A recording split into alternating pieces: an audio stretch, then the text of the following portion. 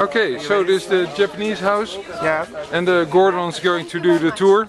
So we'll follow you, Gordon. Okay, so the concept of the house, the name of the house is Omotenashi House. Yeah. If you look right here, when you come in, there are aromatic herbs, and that gives you a really fresh smell, welcoming you into the house, and that's the idea of Japanese Omotenashi.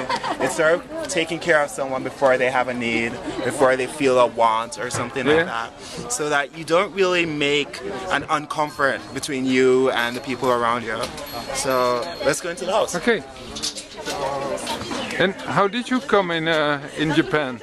How did you end up in Japan? Well, I was born in Jamaica, and I did undergrad in the US. Yeah. And at that time I had an interest in learning a foreign language, so I started studying Japanese. Yeah. And after that I decided I wanted to go to grad school in architecture. It just sort of worked out that I could get this scholarship to study in Japan. And now you're a Japanese guy.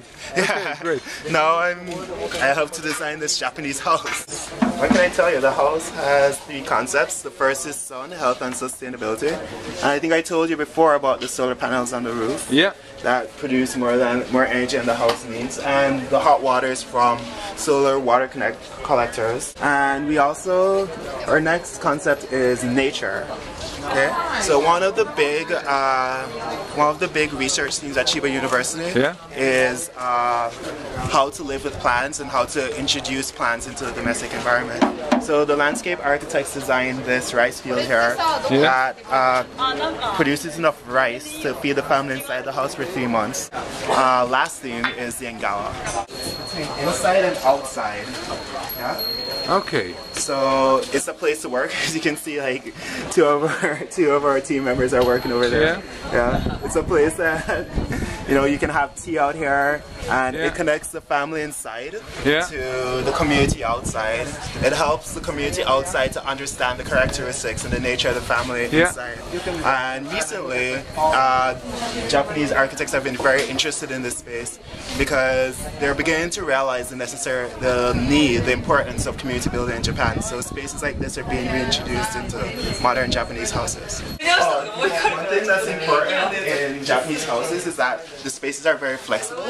So no one room has a defined space. Like it's never just a kitchen or a living room or a dining room. The spaces are designed to change however you want them. So we designed these tatami mat units that are set on casters in the same way. So you can bring them outside if you want to have dinner outside. You can make a study out of them. You can use them as seating, and these 2 long ones can move into that room.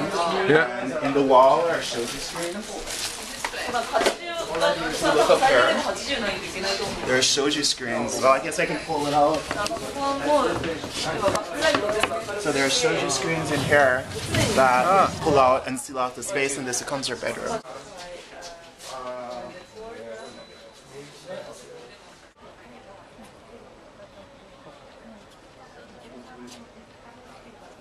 So, what do you feel makes this house really Japanese? I think it's definitely the interior space and the Engawa, because before I started grad school, I lived for a little bit studying in the countryside, and I had a house there that was very much Japanese, and this is what it would feel like, like you would never really feel like you were completely inside. You were always near nature. Everything about it was very flexible, the space was very open. So I think that's what makes it Japanese. It's that idea that your home should be flexible and you should be connected to nature.